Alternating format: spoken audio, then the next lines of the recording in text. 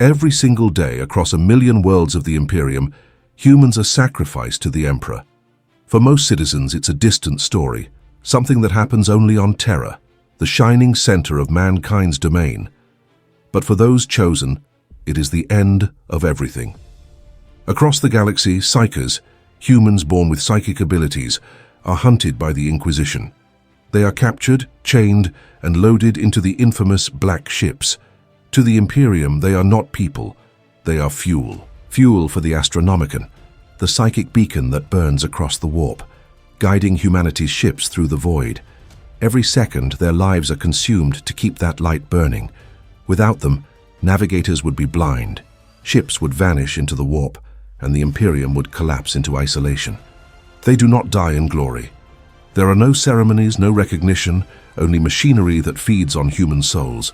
They die so billions can live, and no one will ever remember their names. Deep beneath the surface of Holy Terra lies the true heart of the Imperium, a place where no common citizen will ever set foot. The Golden Throne, the seat of the Emperor of mankind. He does not move, he does not speak.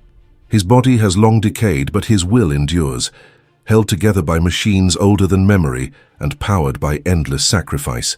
The throne itself is a fusion of ancient technology and godlike design, a living machine that consumes souls to keep one being alive.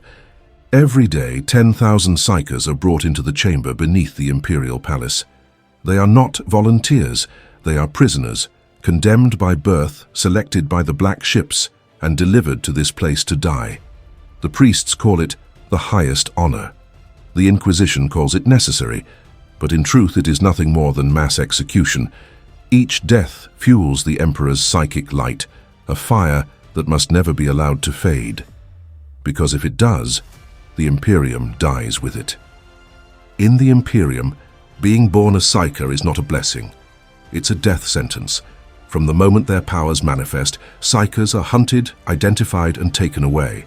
Some are torn from their families, some are reported by their own neighbors. None are ever seen again. The Imperium fears them, and rightly so. A single uncontrolled psyker can open a rift to the warp, letting demons spill into reality. They are potential weapons, but also potential disasters. That's why the Adeptus Astra Telepathica and the Inquisition hunt them relentlessly. Those few deemed strong and stable are trained, turned into sanctioned psykers, astropaths, or battlefield assets. The rest, the weak, the unstable, the unlucky, are sent to Terra. They are chained, catalogued, and marked for sacrifice. Most never understand why. To them, the Imperium is supposed to protect humanity, but in truth, it protects itself by burning its own people to fuel the Emperor's survival. There is no mercy in the 41st millennium, only purpose, and purpose demands death. The black ships are among the most feared vessels in the galaxy. When one enters orbit, entire cities fall silent. People hide, priests begin their chants, and every psyker prays they won't be taken. Inside there is no light, no warmth, no comfort. Each deck holds thousands of psykers locked in iron cells, chained, sedated, and watched by servitors that never sleep. The air is thick with fear, whispers, and the faint echo of prayers to a god who will never answer. The journey to Terra can take months, sometimes years. In the warp, the ship is surrounded by storms of screaming entities pressing against the hull, trying to reach the minds inside. Many psykers lose their sanity before the ship ever arrives. Some die in their sleep. Others beg to be killed before they reach their destination. But no one escapes. Every psyker aboard is counted, numbered, and delivered. The Imperium does not waste resources. Even when those resources are human lives, they are not passengers. They are cargo. Cargo for the Golden Throne. When the black ships reach Terra, the psykers are marched below the Imperial Palace. The corridors grow darker the deeper they go, until even sound itself seems to vanish. There is no sunlight here, only the red glow of sacred machinery. Every step takes them closer to the Golden Throne and to their death. The ritual is mechanical, efficient, and unending. No words of comfort are spoken, no last rites for the condemned. They are strapped into metallic frames, each wired directly into the Emperor's psychic network. Then, at the command of the High Lord's attendants, the extraction begins. Their psychic energy is pulled from their minds, raw and violent. Their souls ignite like plasma, burning away in seconds.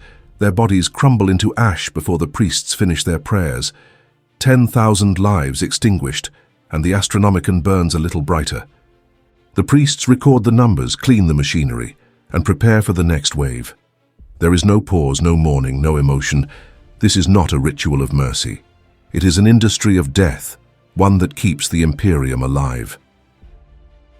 Many across the Imperium ask the same forbidden question. If the Emperor is a god, why does he need to feed on human souls? The answer is brutal, because he is not truly alive. The Emperor exists in a state between life and death. His body is dead, but his mind endures, anchored by the golden throne and the psychic energy of those sacrificed to him. The throne does not sustain him out of divinity. It sustains him through consumption. Every psyker's death gives him strength, enough to project his will through the warp, to keep the Astronomican burning, and to shield mankind from complete annihilation. Without this constant supply of souls, the light would flicker and die. The warp would swallow the Imperium whole.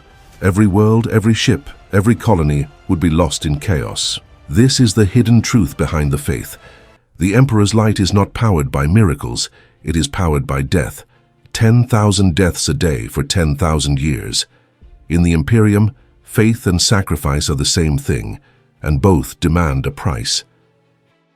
To the common citizen, the ecclesiarchy calls it a holy duty, a sacred union between man and God. They tell the masses that the chosen psykers are blessed, that their souls ascend to serve at the Emperor's side, but that is a lie. The priests cannot afford to tell the truth. If humanity truly understood what fuels the Golden Throne, faith itself would collapse. Billions would question everything they've been taught to worship, and in the Imperium, doubt is heresy. So the Church wraps death in ceremony. They hide horror behind gold and incense. The screams of 10,000 psykers each day are drowned beneath choirs and the hum of sacred engines. To question it is to invite execution. To refuse it is to invite extermination. The Imperium does not allow moral choice, only obedience. For 10,000 years, this cycle has continued, each day identical to the last, each death another flicker in the Emperor's endless flame. And so the Church preaches faith, but in truth it preaches survival, the survival of a God who feeds on his people to keep his empire alive. There is no peace in the Imperium, no hope, no mercy, no end, only the endless grind of survival, fueled by the blood and souls of its own people. The psykers who die on terror will never be remembered, no names, no graves, no legacy. Their ashes are swept away, their existence erased. But because of them, billions of others wake each day under the light of the Astronomican. Their deaths keep the Imperium alive. The truth is simple. The Emperor does not live because he is a god. He lives because humanity cannot afford for him to die. And so the sacrifices continue. 10,000 every day, for 10,000 years. This is the price of empire. This is the foundation of faith. In the 41st millennium, humanity endures, not through compassion, not through unity, but through fear and necessity. To be sacrificed to the Emperor is not an honor.